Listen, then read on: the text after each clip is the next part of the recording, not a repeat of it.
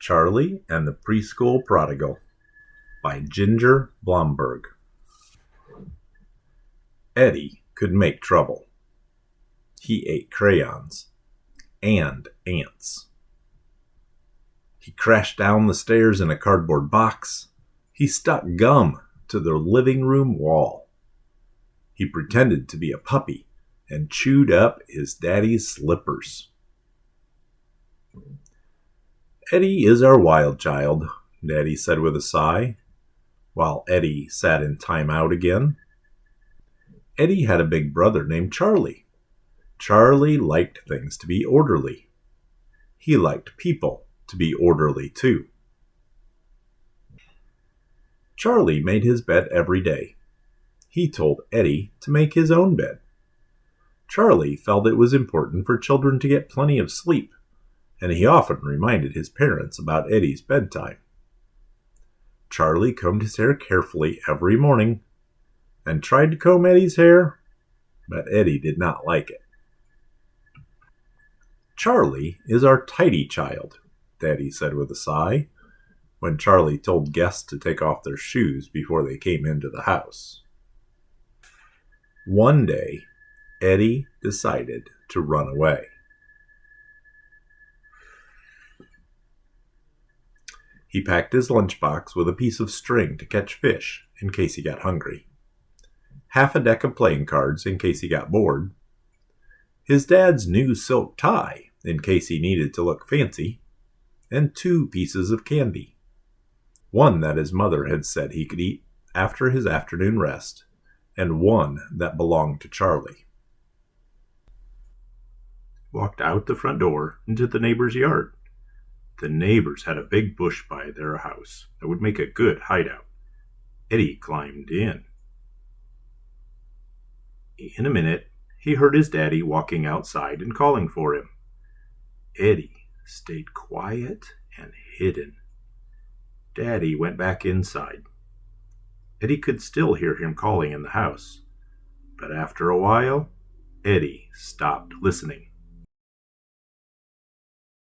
It was fun under the bush for a few minutes.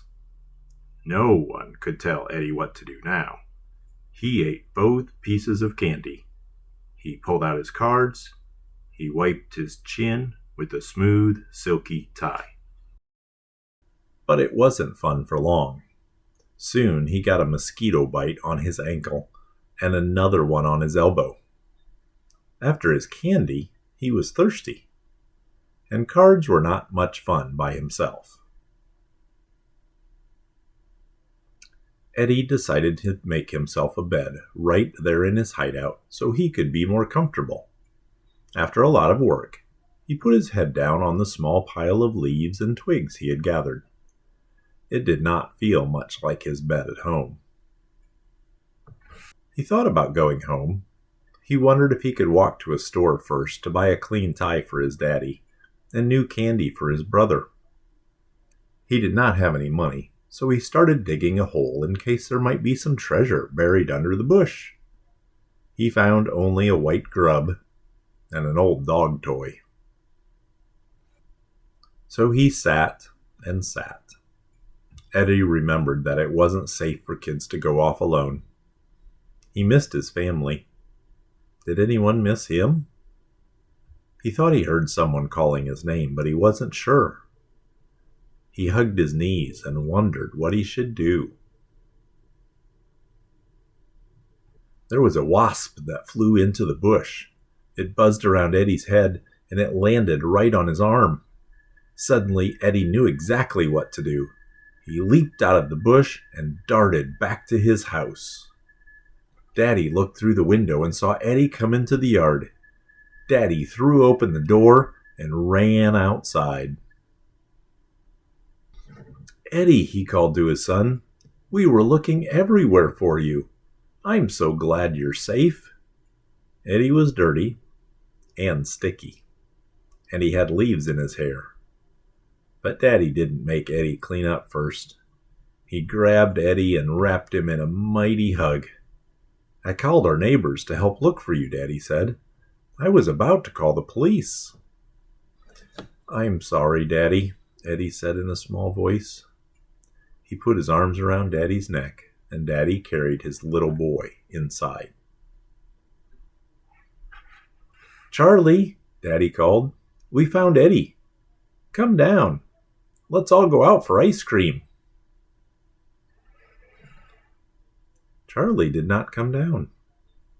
Charlie did not move. He folded his arms, sat on his bed, and felt angry.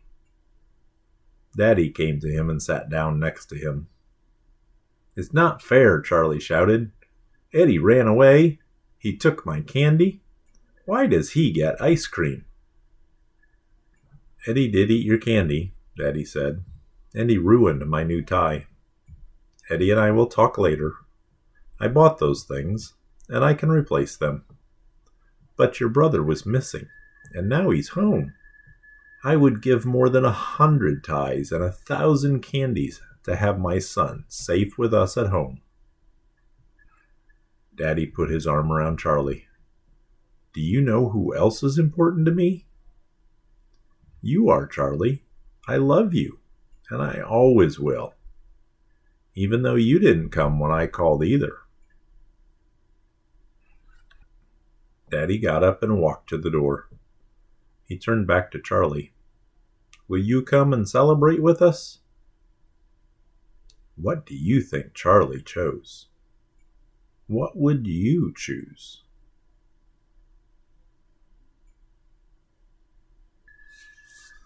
Charlie and the Preschool Prodigal by Ginger Blomberg.